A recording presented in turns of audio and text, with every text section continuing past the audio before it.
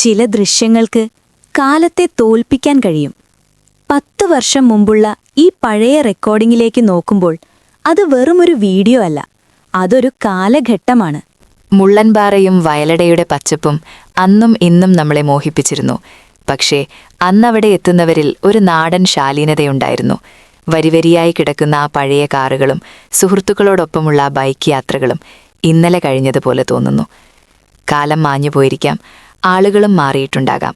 പക്ഷേ വയലടയുടെ ഈ മണ്ണിൽ നമ്മൾ ബാക്കി വെച്ചുപോയ ആ പഴയ ചിരികളും വർത്തമാനങ്ങളും ഇന്നും ഈ കാറ്റിലുണ്ട്. പ്രിയപ്പെട്ട പഴയ വയലടയുടെ ഓർമ്മകളിലേക്ക്.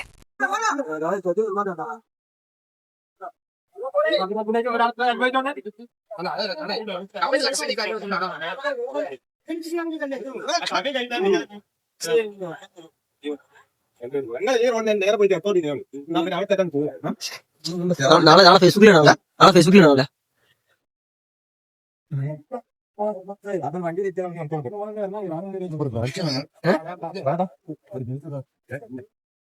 നോക്കൂ, അന്ന് എത്രമാത്രം ആളുകൾ ഇവിടെ ഉണ്ടായിരുന്നു എന്ന്.